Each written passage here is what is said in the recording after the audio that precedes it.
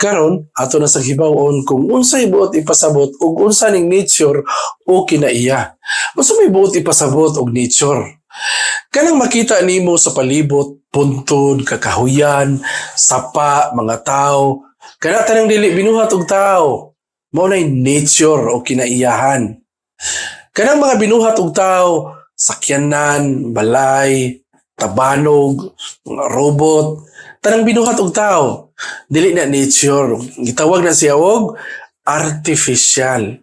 Sa The Blackwell Dictionary of Western Philosophy, page 460, nag-ingon nga, nature stands in contrast to things made by men, such as conventional things or artifacts. Mao ti pasabot, ang nature binuhat sa Dios, o ang artificial binuhat sa tao. Apan may laing kahulugan ang nature na kung sa Binisaya pa, kinaiya. Kana bang gitawag og dugukan sa mga buhat o prinsipyo sa matag lihok. Kanang nature pare-parehar na siya sa essence o pare-parehar na siya sa substance. Ang nature, matod pa sa Fundamentals of Catholic Dogma, nasa page 69, nimihatag og kahulugan kung unsa ang nature. Nature is the through which the hypostasis is and acts. Mao'y nakapahimo nganong ingana ang mga linihukan o kahimtang sa matagbutang. Pananglitan, ang manok nga muputak, ang iro nga mupaghot, ug ang baboy nga muiwik. Kinaiya man sa manok ang pagputak, kinaiya sab sa iro ang pagpaghot, o kinaiya pod sa baboy ang pag-iwik. Kinaiya usabing mga mananapa nga gutmon, kinaiya nila nga bukaon, kinaiya nila nga mamatay. Ang tanang klase o rasa sa manok, ang tagsa-tagsa ka manok, parihara na silang essence, parihara po na sila og substance, og parihara na sila og nature. Gi-categorize na sila ba na ang mga manok, ang tanang rasa nila, pariha silang nature, essence, og substance. Tanang rasa sa manok. Niya, parihara po na sa ubang mga mananap, sa mga iro, lahi po ng mga iro nga tawgon nimo, parihara ng nature ng mga French Bulldog, parihara na silang mga Siberian Husky, American Bulldog, American Bully, parihara na sila, iro. Dili pwede ang substance sa manok mahimong substance sa baboy. Inaghumba nimo sa manok, humbang manok gihapon na. Inaghumba nimo sa baboy, humbang baboy gyud gihapon na. Bisan pag magkinaunsa. O kining tanang mananap, bisag ang nature sa manok lahi sa iro, bisag ang nature sa iro lahi sa baboy, usa gihapon sila ka nature o kinaiya sa pagkamananap. O kining tanang mananap, bisag ang nature sa manok lahi sa iro, bisag ang nature sa iro lahi sa baboy, usa gihapon sila ka nature o kinaiya sa pagkamananap. Mao na ang animal kingdom. Sa animal kingdom, apil diha ang tao. O ang tao mananap usab. Dinhis kalibutan, mananap ratang tanan. Ang mananap mukaon lang kung gutmon. O naa magani mananap ng mukaon bisag busog, tao na siya.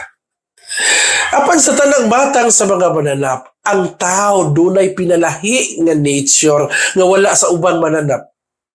Unsa man na? Kinaiya sa tao o nature sa tao ang pagkanaay kaugalingong pagbuot og may salabutan. That is what distinguishes us from brute animals. They are not characterized by intelligence or reason. Kining nature, dili ni usa ka butang nga mahikap, dili makita og dili po ni usa ka butang nga madungog, og makita lamang kini pinaagi diha sa mataglihok sa naghupot niini. Og ang naghupot sa nature mao ang unsa man? Ang naghupot sa nature mao ang person. Pananglitan, ang pulong paghigugma, ang pulong hustisya, ang pulong panag-igsuunay, dili nimo na sila makita sa ilang pagkasila. Sa may nakakita diha og hustisya, panag-igsuunay, paghigugma, wa kay makita. Pero makita lamang nimo sila diha sa matag persona nga na naghinigugmaay, mipalugdang sa hustisya, o na nag-inig suunay. Kinaiya sa tao nga gutmon. Apan ang gigutom mao ang persona. O ang mukaon ang persona o dili ang kinaiya. Kinaiya sa tao nga mag-antos. Pero ang nakita nimo nga nag-antos, dili mao ang nature, kundi ang persona. Ang persona maoy imong nakita nga nag-antos. Kinaiya sa tao nga mamatay. Apan ang nakita nimo nga namatay, dili nature o kinaiya. Mingon ka, God died in His human nature. Mingon di ka, tanawa ra, ang namatay, human nature ra, dili ang divine nature. Wrong. Kinasayupan yun. Kinaiya sa tao nga mamatay, apan ang nakita nimo nga namatay, dili nature o kinaiya, kundi mao ang person. Ang person gyud kanunay ang muakto sa kamatayon. Muakto sa tanang buhat nga gisugyot sa matag nature. Ma-divine nature pa na siya o may human nature. Ang persona maoy namatay. Matag tao o persona, dunay kinaiya. Ikaw na ay kinaiya, ako na ay kinaiya, sila na ay kinaiya. Kitang tanan, parihara o kinaiya. Ug mao ka na ang gitawag og tawhanong kinaiya. Ang tawhanong kinaiya, dunay mga attributes o properties o sa Bisaya pa, mga hiyas. Ang human nature, dunay hiyas sa pagka dunay sinugdanan. Ang human nature, dunay hiyas sa pagka mamatay.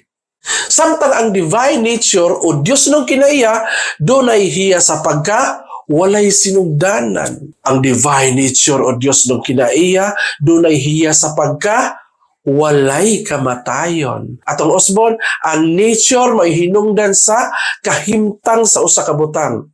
Ang human nature maoy nakapahimo nganong ingana ang human person. Ang human nature dunay hiyas sa kamatayon nga maoy hinungdan nganong mamatay ang human person. Dili ang human nature maoy mihimo sa akto sa pagkamatay, kundi ang human person nga maoy naghupot sa human nature. Ang divine nature, may nakapahimo nganong ingana ang divine person. Ang divine nature dunay hiyas sa pagbanhaw nga mao'y hinungdan nganong mabanhaw ang human person. Dili divine nature mao'y mihimo sa akto sa pagbanhaw, kundi ang divine person nga mao'y naghupot sa divine nature. Si Hesukristo ingon nga usa ka Dios o Dios nung persona, sanglit duna sa human nature diin may hiyas sa pagkamamatay. Namatay gid siya. Og sanglit ingon nga Dios nung persona, dunay Dios nung kinaiya diin may hiyas sa pagbanhaw. Nabanhaw siya sa iyang kaugalingong pagbanhaw. Hisgutan nato sa sunod video ang persona atong hibawon kung unsa ang gitawag og persona.